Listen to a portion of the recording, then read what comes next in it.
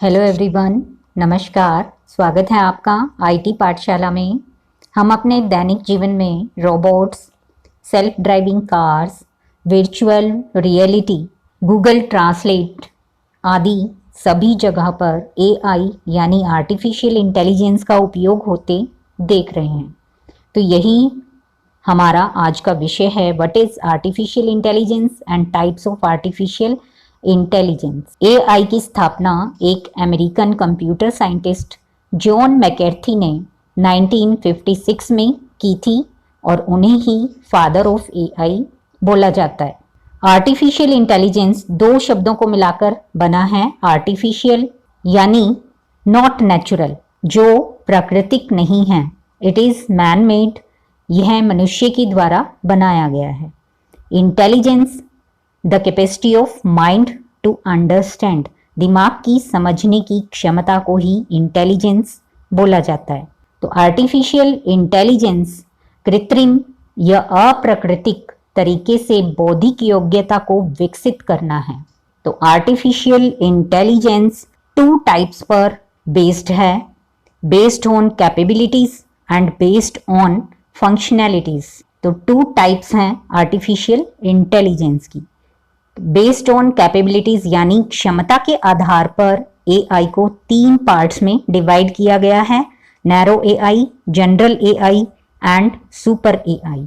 और कार्य प्रणाली के आधार पर आर्टिफिशियल इंटेलिजेंस को फोर पार्ट्स में डिवाइड किया गया है, reactive machine, limited memory, theory of mind and self awareness. तो फर्स्ट टाइप है बेस्ड ऑन कैपेबिलिटीज। कैपेबिलिटीज के आधार पर तीन पार्ट्स में डिवाइड किया गया है आर्टिफिशियल इंटेलिजेंस को, जिसमें फर्स्ट आती है नैरो एआई, जिसमें मशीन लर्निंग का काम करती है। ये फर्स्ट स्टेज है एआई की और इसमें मशीन का स्पेशलाइजेशन सिर्फ एक ही एरिया में होता है और वो एक ही टाइप के काम करती है, एक ही टाइप की प्रॉब्लम्स को सॉल्व करती है, जिसके एग्जाम्पल हैं सिरी, एलेक्सा, कोर्टाना, जो ह्यूमन की वॉइस को सुनकर उसको रिस्पॉन्ड करती है, यानी ये वॉइस रिकॉग्निशन पर काम करती है। तो मनुष्य की तरह ये एक ही मशीन सारे काम नहीं कर सकती है। एक पर्टिकुलर काम के लिए एक मशीन को बनाया जाता है, एक मशीन एक पर्टिकुलर काम ही करती है। तो नैरो एआई का सबसे बेस्ट एग्जाम्पल यूट्यूब का वीडियो रिकमेंडेशन सिस्टम भी है, जो आपकी चॉइस को समझकर उसी के अकॉर्डिंग आपको वीडियोस रिकमेंड करता है। सेकंड स्टेज है एआई की जनरल एआई, जिसमें मशीन बिल्कुल ह्यूमन की तरह ही सारे काम परफॉर्म कर सके जैसे कि एक मनुष्य करता है। तो इस कॉन्सेप्ट पर अभी रिसर्च चल रही है और ये अभी तक कोई भी ऐसी मशीन नहीं बनी है जो मनुष्य की तरह काम कर सके। थर्ड स्टेज है सुपर एआई।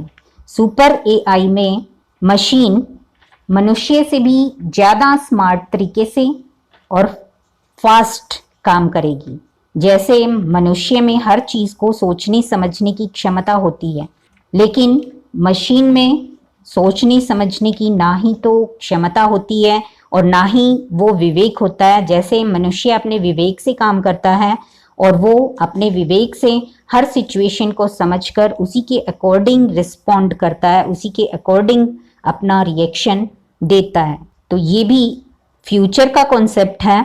फ्यूचर में ये मशीन आ सकती है, पर लेकिन अभी वर्तमान में ऐसा कोई भी सिस्टम या मशीन विकसित नहीं हुई है जो मनुष्य से भी ज़्यादा स्मार्ट तरीके से या मनुष्य की तरह काम कर सके। तो नैरो एआई ही फर्स्ट स्टेज अभी आर्टिफिशियल इंटेलिजेंस की काम कर रही है, जो एक पर्टिकुलर फील्ड में ही स्पेशलाइज्ड है। नैरो एआई में learning and reasoning, planning, adaptability, vision, speech recognition, automation, mobility आदि का उपयोग करके एप्लीकेशंस बनाई गई हैं। ये सारी नैरो एआई के अंडर ही आती हैं। जिन सोशल साइट्स को आप यूज़ करते हो वो भी नैरो एआई को यूज़ करके ही बनाई गई हैं। तो सेकंड टाइप है बेस्ड ऑन फंक्शनैलिटी। कार्य प्रणाली के आधार पर एआई को 4 भागों में डिवाइड किया गया है। Reactive machines, limited memory, theory of mind and self awareness.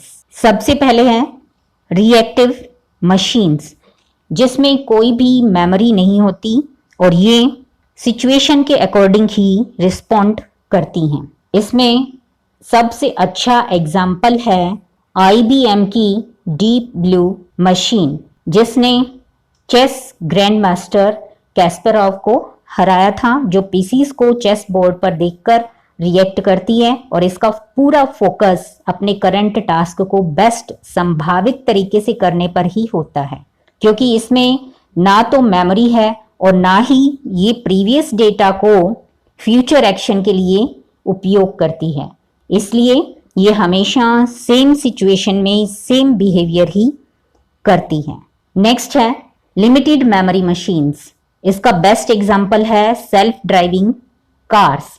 इनमें लिमिटेड मेमोरी टेक्नोलॉजी का ही प्रयोग किया जाता है, जिसमें ये लिमिटेड पीरियड ऑफ टाइम के लिए एक डेटा को स्टोर करके रखती हैं और उसका उपयोग करने के बाद एक स्पेसिफिक पीरियड ऑफ टाइम में उसका उपयोग कर लेती हैं और उसके बाद इस डेटा को आगे लाइब्रेरी में एक्सपीरियंस के लिए ऐड नहीं किया जाता, क्योंकि ये अपने समीप के व्हीकल्स की स्पीड, डिस्टेंस और अदर इंफॉर्मेशंस जो भी उन्हें रोड पर चलने में सहायता प्रदान करती हैं, उनको स्टोर करके रखती हैं और एक स्पेसिफिक पीरियड ऑफ टाइम में उसका उपयोग कर लेने के बाद उस डेटा को ये आगे ऐड नहीं करती हैं। तो ये लिमिटेड मेमोरी टेक्नोलॉजी पर बनाई जाती हैं। थर्ड नंबर है थ्योरी ऑफ माइंड, जो ह्यूमन साइकोलॉजी से रिलेट करती हैं।